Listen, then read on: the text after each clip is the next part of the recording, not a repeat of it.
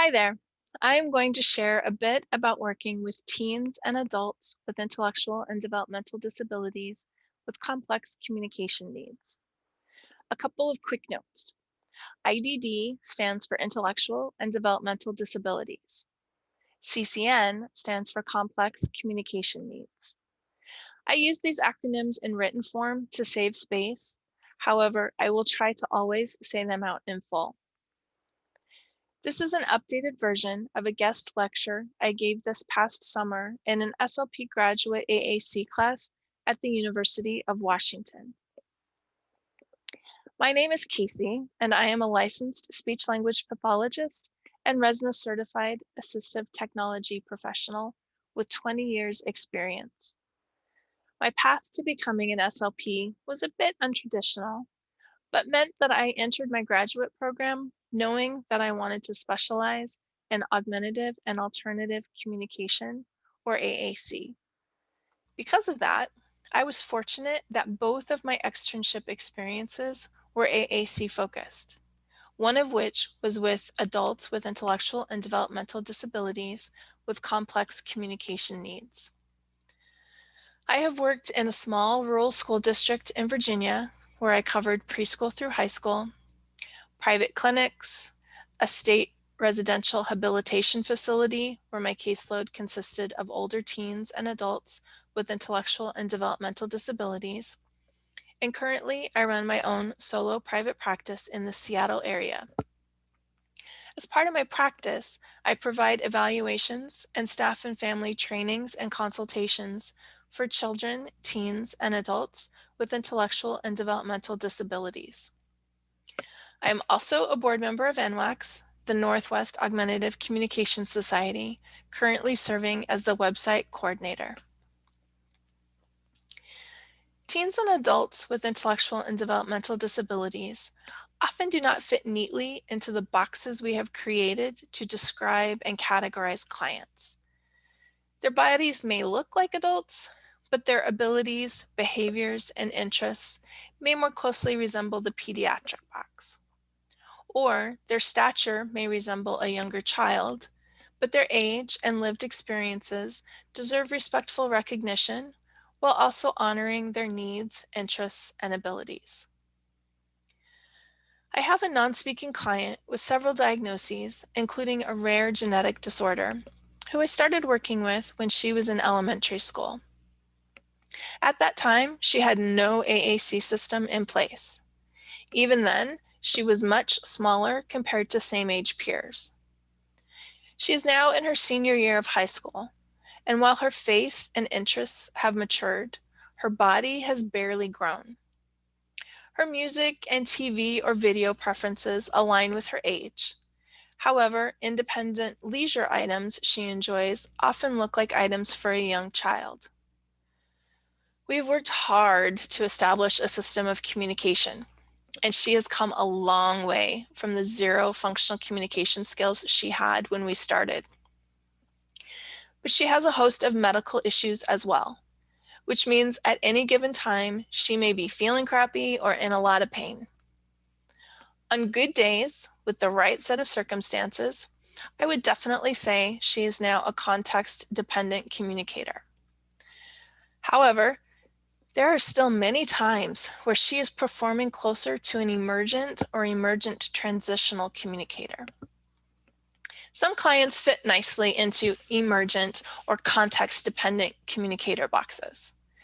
But most of the teens and adults I work with float around in between and are hard to categorize, which makes it all the more important that I do a thorough job observing, evaluating, and describing their abilities and needs. Today, I would like to share with you some lessons I have learned along the way while working with this population. But first, we need to recognize that as individuals with intellectual and developmental disabilities transition into adulthood, there is a new set of age-related key issues that impact the use of AAC systems, as well as quality of life. This past October, I participated in a Pittsburgh AAC language seminar with Gail Van Tatenhove, on sustainable AAC intervention and supports for adults with intellectual and developmental disabilities. She spoke about the following list of key issues that influence communication and use of AAC for an adult with intellectual and developmental disabilities. She went into more detail than I will here, but it was a mini light bulb moment for me. I often focus on helping others realize that working with teens and adults with intellectual and developmental disabilities with complex communication needs isn't that different than working with children with intellectual and developmental disabilities with complex communication needs. We approach much of the evaluation and intervention process the same with both age groups. However, it is good to remember that we absolutely must take into account that there are some differences that need to be acknowledged and addressed. Gail's list of key issues included: unfortunately, we still see many individuals with intellectual and developmental disabilities with complex communication needs who have no history of AAC use, which means that they have developed a lifetime's worth of behaviors and idiosyncratic signals that serve as their primary means of communication. They also may have developed a strong learned passivity and lack of interest in using AAC due to their life experience. For a variety of reasons, many individuals have had limited success with AAC in the past. For some individuals, their current intellectual skills are at the severely and profoundly impaired level. Emerging communicators of any age can be tricky. Some individuals show little to no response to or interest in interacting with others. Adult emerging communicators can be difficult for communication partners to engage. Some individuals have challenging behaviors, such as aggression or self-injury, which interfere with all activities of daily living. Adding in another thing, such as AAC, can be overwhelming and scary for caregivers. For many individuals that have an AAC system, there is limited appropriate vocabulary available to produce language. For example, only having access to nouns to request things, or to meet their current needs. For example, having a high percentage of words or phrases related to school instead of their current living situation, activities, and communication partners. Oftentimes, when an individual graduates from school, any AAC system that had been provided by and used in school is kept by the school. So that AAC system doesn't transition with the individual to the adult setting. We need to remember that resources and policies change and impact available AAC services once an individual becomes an adult. As soon as the individual graduates, the funding and therapeutic options significantly change. There is a lack of AAC knowledge and training with the majority of communication partners in day or residential programs. So any AAC system that is highly dependent upon communication partners' support often gets abandoned. There is a huge lack of SLP, PT, and OT supports in day or residential programs. Many individuals can go years without any AAC or communication therapeutic supports. Available SLPs often lack AAC expertise, which often means no focus on AAC, no knowledge on how to pursue an AAC system or system repairs, and no appropriate resources for therapy interventions targeting AAC use. OTs and PTs often lack AAC expertise, which means they often do not consider AAC mounting when recommending a new wheelchair, and often lack resources to help support any AAC system. Adults with intellectual and developmental disabilities are aging and facing healthcare issues, both their own and as related to their aging parents.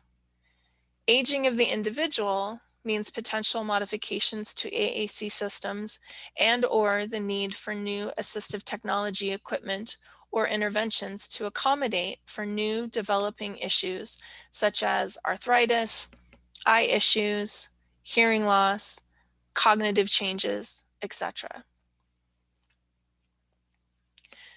Gail went on to summarize and discuss 4 quality of life indicators from this article in a 2013 issue of Intellectual and Developmental Disabilities. Confidence in one's ability to communicate, which includes issues such as having an efficient primary and backup AAC system, knowing the vocabulary set, being able to produce understandable utterances, being able to repair communication breakdowns, and using strategies to say words not in the AAC system. High level of self-esteem, which can include feeling involved in the AAC system selection and design, having the freedom to control the words programmed in the AAC system without judgment, being recognized for AAC achievements, and having sufficient literacy for life and leisure purposes. Rich social networks and relationships, which includes being able to talk about and with family, friends, support persons, caregivers, therapists, etc. Having the social skills to build and maintain friendships and other relationships. Having multiple opportunities for quality conversation time, and the ability to engage in storytelling and sharing. And actively involved in meaningful activities, which includes issues such as being exposed to current events and contemporary culture that are meaningful and appropriate, being able to understand and use vocabulary for being an active participant in activities, and the ability to control personal technology, such as TV, phone, computer, smart home products, etc., for personal purposes. Okay, so keeping these key issues in mind, let's get back to the top lessons I have learned while working with this population. First up, remember what you know. It is easy to get hung up on the fact that this population does not fit neatly into any one category. You've learned about language development and language learning principles. This knowledge is still relevant when working with teens and adults with intellectual and developmental disabilities. Yes, it is important to be cognizant and respectful of the individual's age. However, as I begin my assessment and intervention, their age becomes less important and their needs, their interests, and their choices become higher priority guideposts for me. If they benefit from the structure and predictability of a first then or other type of visual schedule, or a timer, or verbal warnings, then I'm going to use those strategies to set them up for success and potentially reduce anxiety that they may be experiencing. If they need visuals to support their receptive understanding and/or memory, then I'm going to put visual supports in place. I use a calendar, planner, sticky notes, and lists daily. We don't stop needing visuals just because we are adults. Motivation is critical. I need to utilize their interests to motivate them to engage and communicate.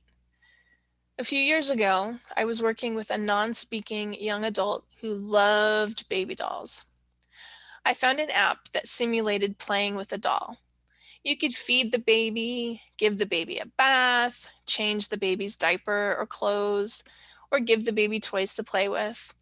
And the baby would sometimes cry, and my client would need to figure out how to calm the baby. My client would do just about anything to get to play that app. Conversely, I've had preschoolers who had a distinct dislike for children's songs and preferred Lady Gaga and Led Zeppelin. I go with what is meaningful and motivating for the client. Lesson: communication is a choice. In Washington State, once an individual with intellectual and developmental disabilities becomes an adult, the right to choice becomes paramount. Anything that can be seen as a restriction on the individual's right to choice is often a no-go. Even settings like using guided access on an iPad might have to be done in a way that the individual could turn it off themselves. Early on in my career, I worked with a non-speaking young adult with intellectual and developmental disabilities and cerebral palsy. She had a high-tech AAC system, which she accessed directly with her hand. Despite having limited literacy skills and the effort it took to control her motor movements, she preferred to type out her utterances on the keyboard. We talked frequently about her communication rate, and about being able to keep up with the conversation. We talked about her just emerging spelling skills. She would not be swayed. She wanted to type to communicate. She even prickled at the suggestion of utilizing word prediction. But her mode of communication was her choice. So I refocused my intervention to the literacy skills that would help improve her typing to communicate. Some clients with unintelligible speech resist AAC systems, preferring instead to use speech to communicate. Some clients prefer sign language to an AAC device. Others prefer a light-tech system to a high-tech system, regardless of their ability to use a high-tech system. When the TV show Speechless came out, many people familiar with AAC were dismayed that lead character JJ had a light-tech AAC system. They eventually did an episode to explore that it was his preference. I prefer to not use an umbrella in the rain. Life is all about choices, and our choices make us, us. We can't force someone to communicate in any specific way. Once we try to, it is no longer communication. So the individual's preferences are a huge factor to consider. And sometimes that means we have to pivot our plan or what we would ideally recommend. The NJC Communication Bill of Rights lists out a number of specific communication rights that should be ensured for all persons who have disabilities. Beyond these fundamental communication rights, individuals with intellectual and developmental disabilities have the choice of how they communicate, which can include a variety of tools they move between depending upon their needs and desires in the moment. Or it could be that their preference is the last mode you would choose for them. When they communicate, they might not be open to communicating in your time frame. With whom they communicate. What they communicate about. They may not want to communicate about the topic you have chosen. Where they want to communicate. Why they want to communicate. Their communicative function might not match the function that you want.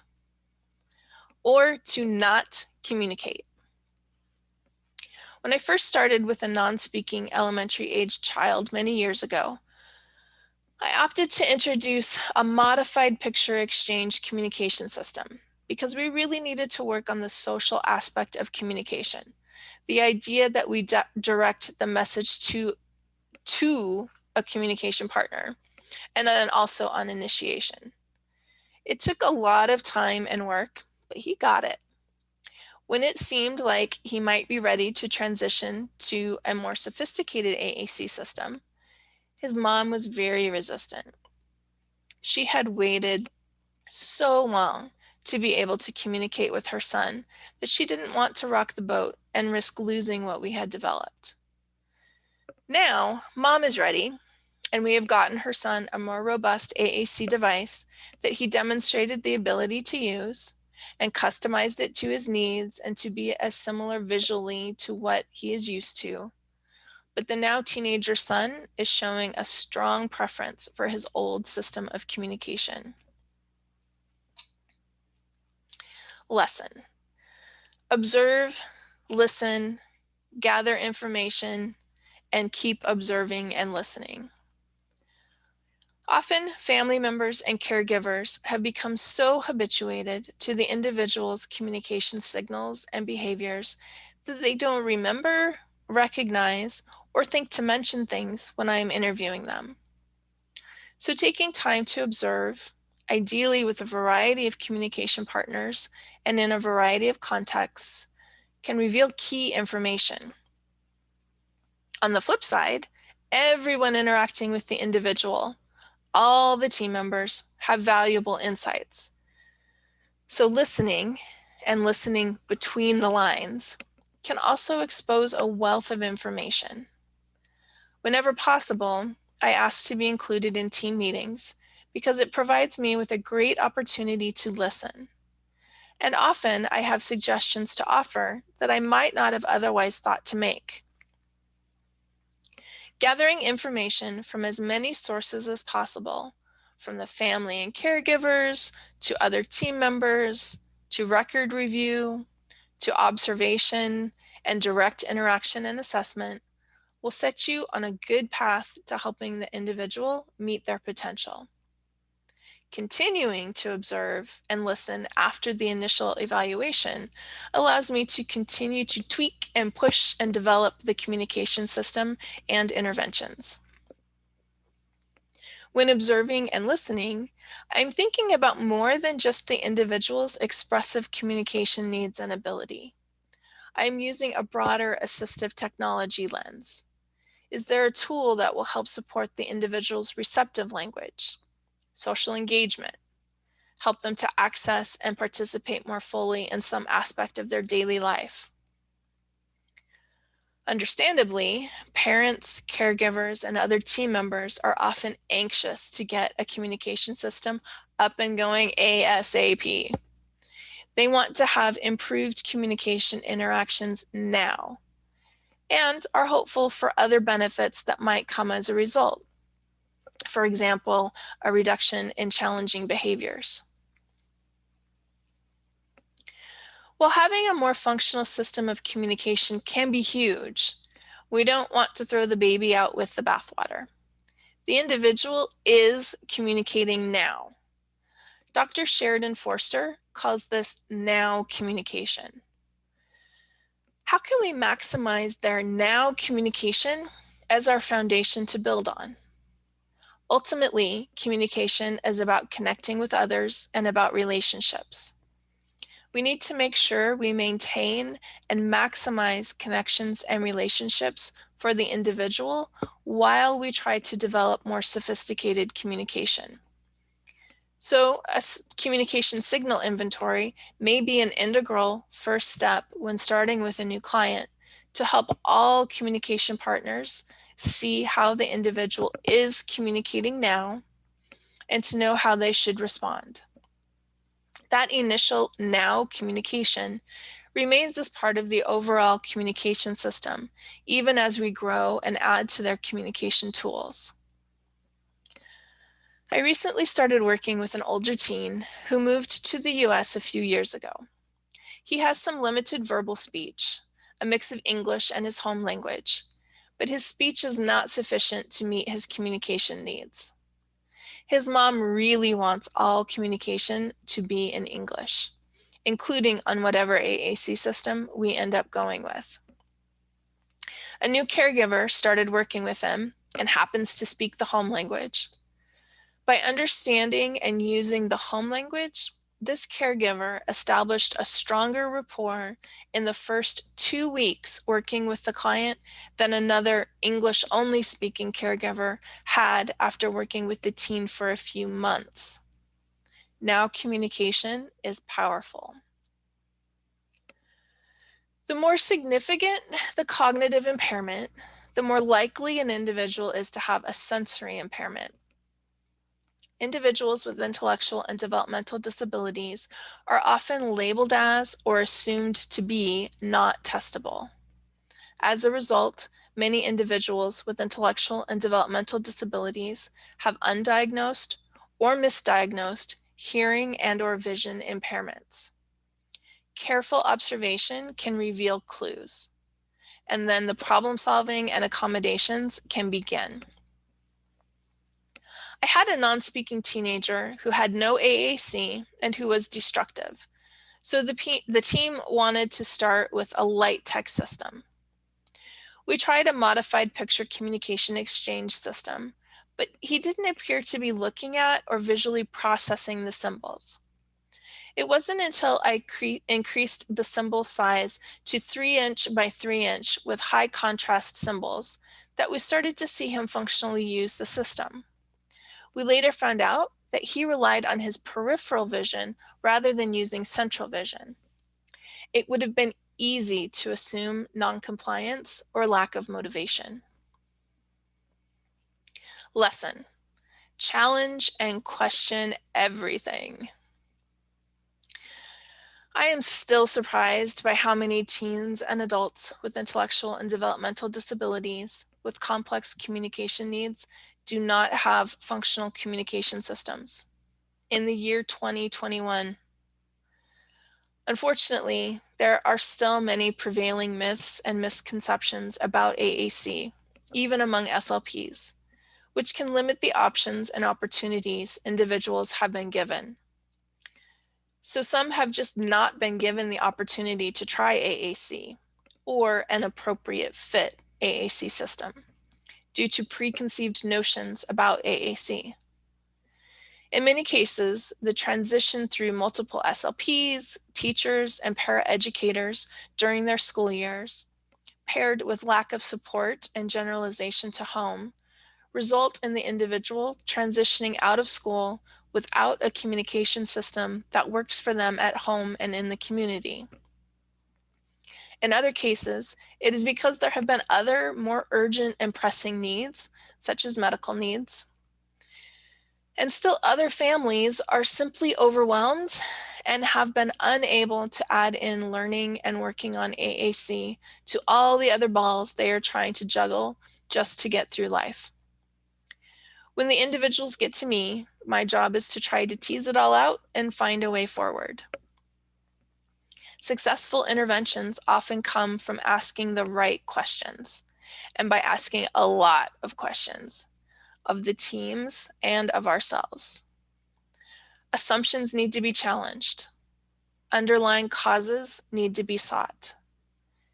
Hidden and unrealized potential needs to be explored and maximized.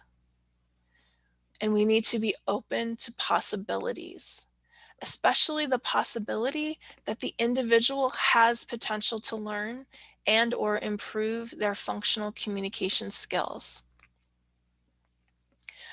I worked with an adult with intellectual and developmental disabilities with complex communication needs who had previously been fitted for a high-tech communication device, an old dedicated device from Dynavox Technologies, now Tobii Dynavox. He had received one-to-one therapy to learn to use it, and he was capable of navigating the pages and finding the words and messages he wanted to communicate. Unfortunately, the AAC device had become a trigger for challenging behaviors. In speaking with his guardian and previous support staff, it seemed that a drill and kill approach to intervention had been used, or at the very least, therapy had not been motivating and the device had become aversive. The individual was not in a space to tolerate trying to reintroduce a high-tech system, even though he was capable of using one. So I trialed a light tech communication book that was part visual schedule, part choice book, and met his basic communication wants and needs. He loved it. And then this started happening. When he became angry or very frustrated, he would tear apart his communication book. After a couple times of repairing or replacing it, I started to question if it was something about the communication book. Then one time it took me a little longer than previously to replace it. Each and every time this client saw me, he would make a beeline straight to me and start using gestures and signs and vocalizations to ask and plead for his book back. In this case, the client's choice and being open to the possibilities was critical to providing a system of communication that he preferred and allowed functional communication in his daily life.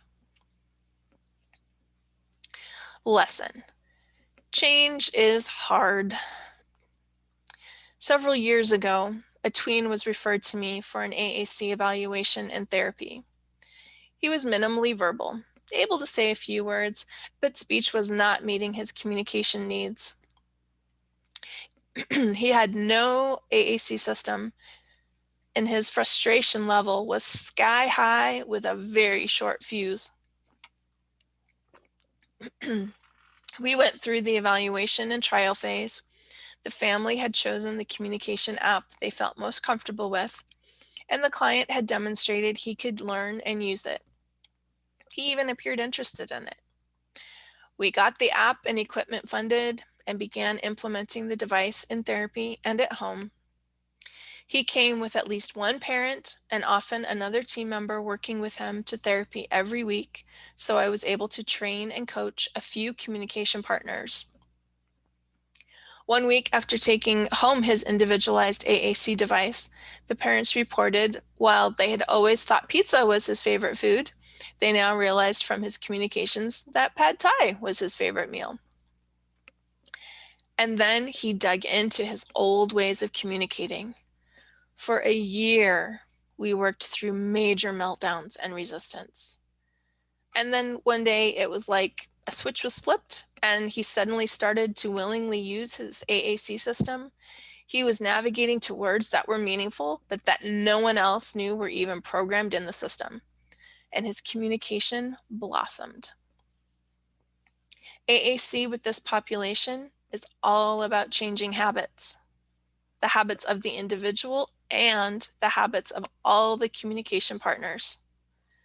For the client, life up to this point has been about doing what they could to try to get their message across.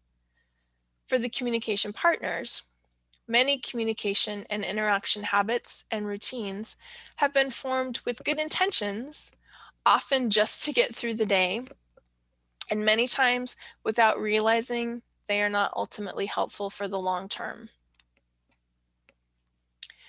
For teen and adult clients, we are facing years of habits and routines and frustration for both the individual and the communication partners.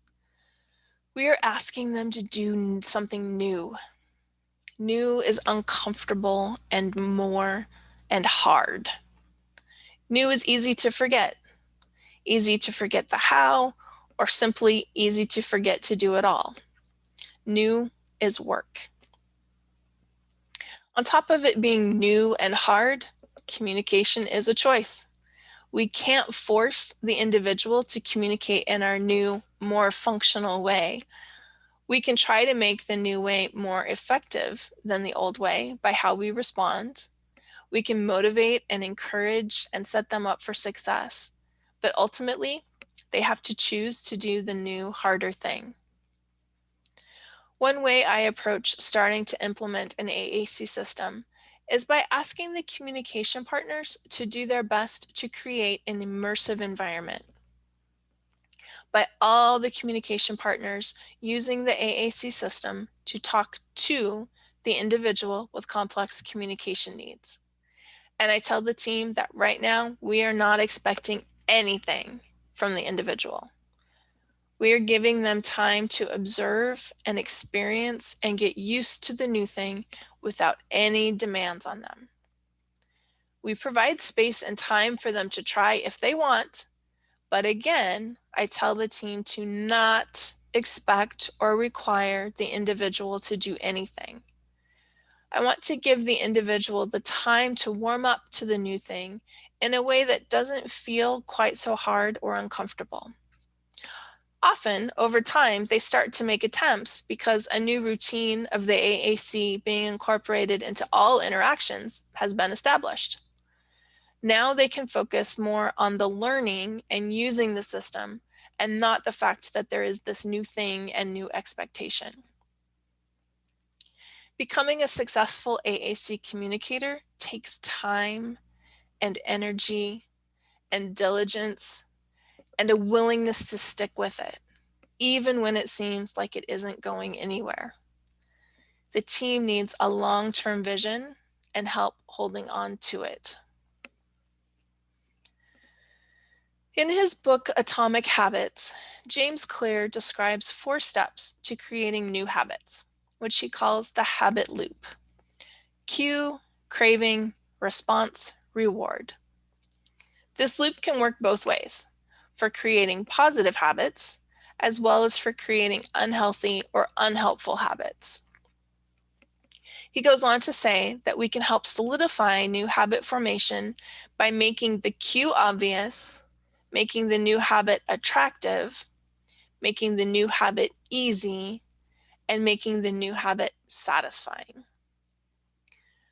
Possibly one of the most difficult pieces of implementing AAC is the lack of a reward in the beginning. And by beginning, I mean for the first long while. The AAC cue is what started the AAC journey to begin with, the individual's need for a way to functionally communicate.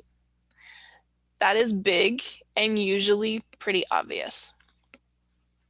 The AAC craving is the communication partner's desire to hear the individual's thoughts, feelings, etc., and also the individual's desire to be heard, which is very attractive.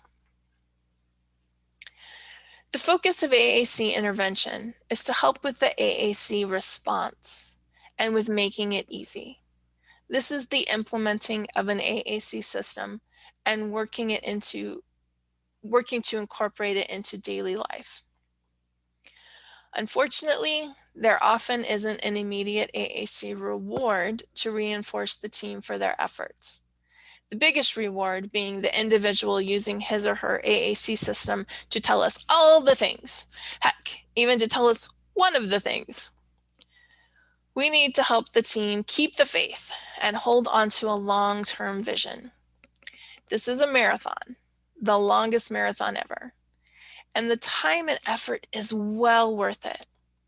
But without a clear reward to experience, it is hard to continue the loop to establish the habit. Often we need to break it into smaller mini habits that build upon one another so that incorporating AAC doesn't feel so overwhelming, and to get some satisfying experiences to keep them going. The need for communication partner coaching and support doesn't stop after they learn the core basics of living the AAC life. We know that one of the top reasons for AAC failure and abandonment is due to lack of caregiver training and support.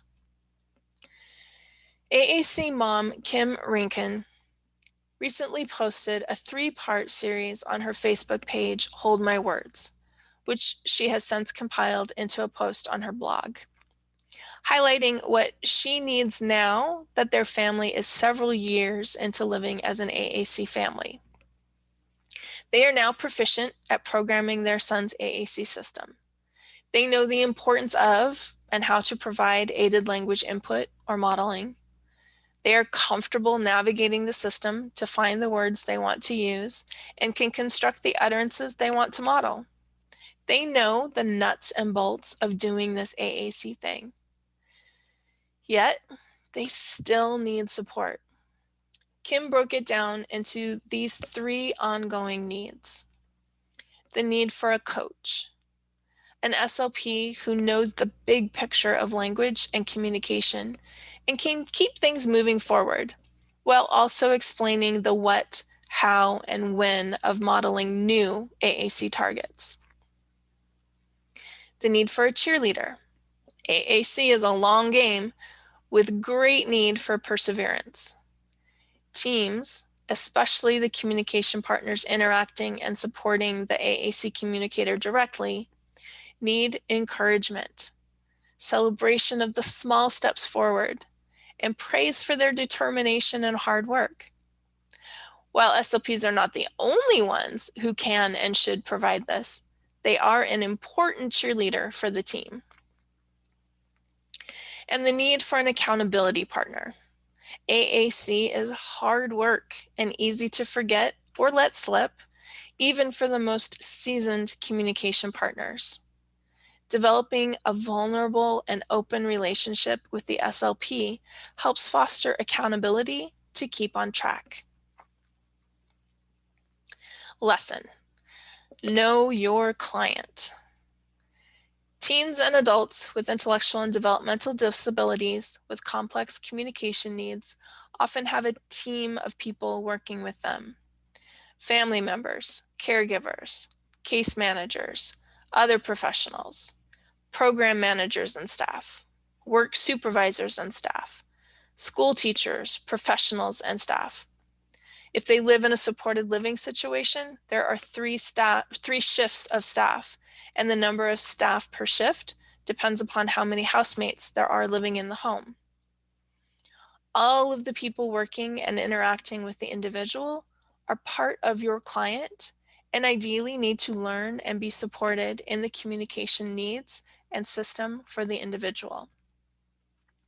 Yes, the communication system and intervention strategies need to be matched to and appropriate for the individual with intellectual and developmental disabilities with complex communication needs.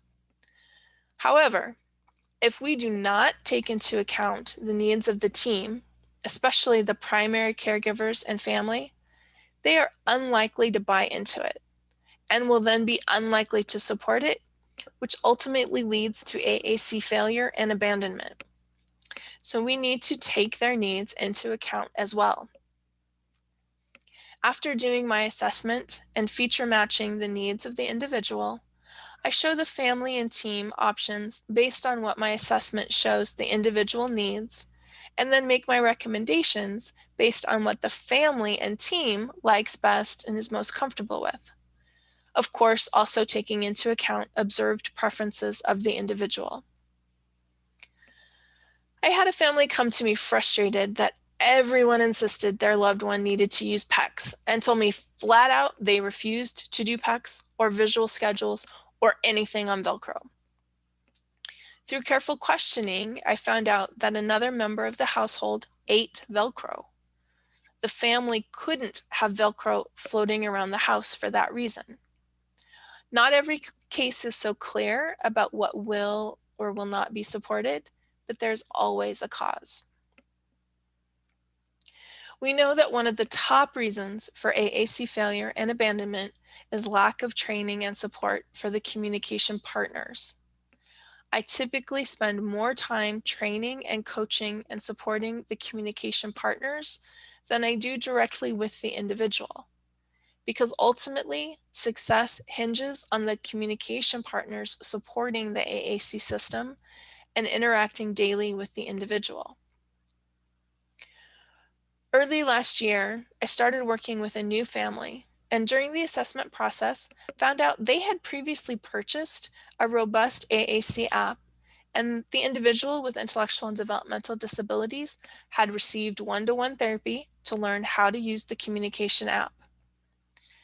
But the therapy had long since ended, and the parents had no idea how to implement the system at home or how to really use or support it at all.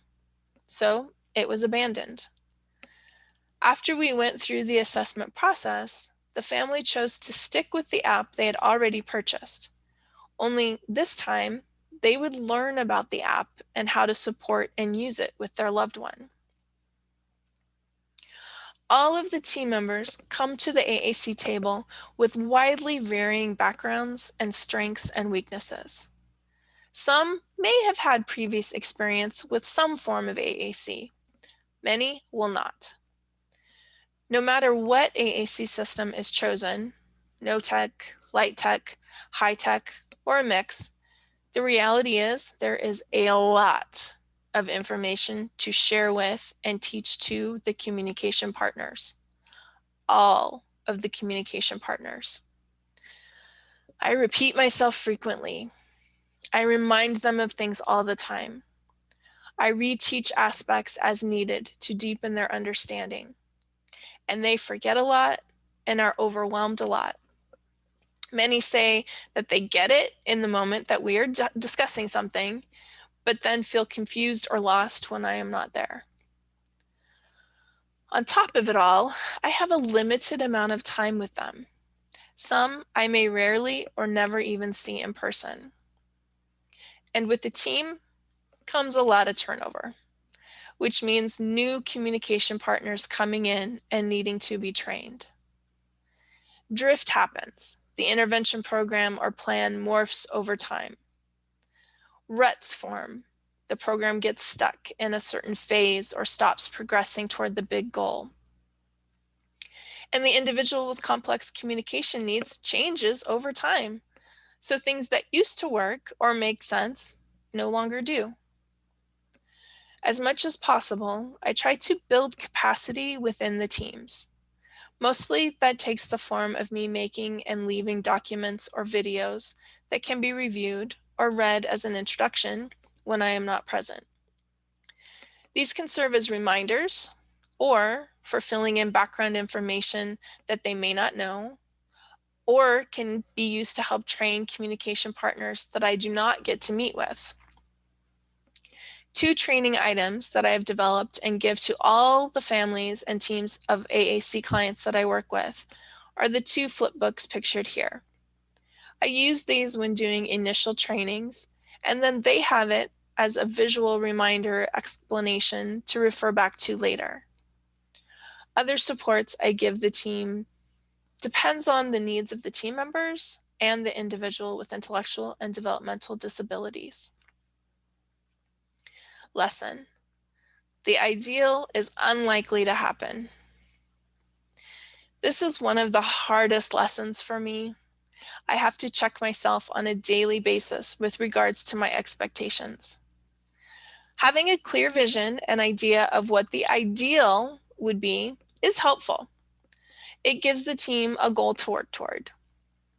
But life happens. 100% perfection is just not going to happen. Equally important to remember is that the communication partners are learning at the same time as trying to do AAC. I may tell them that the ultimate goal is to model on the AAC system during 80% of interactions with the individual with complex communication needs, but they are not going to come right out of the gate doing that. They might build up to being able to do that some of the time, but even the most experienced communication partners slide from time to time. My end goal is always that the individual with complex communication needs will become more independent, saying whatever they want, whenever they want, to whomever they want, which means that they need the means and the opportunity and the motivation and a supportive environment in which to learn. There are many paths to get to the end goal, though. My ideally envisioned way is rarely the only way.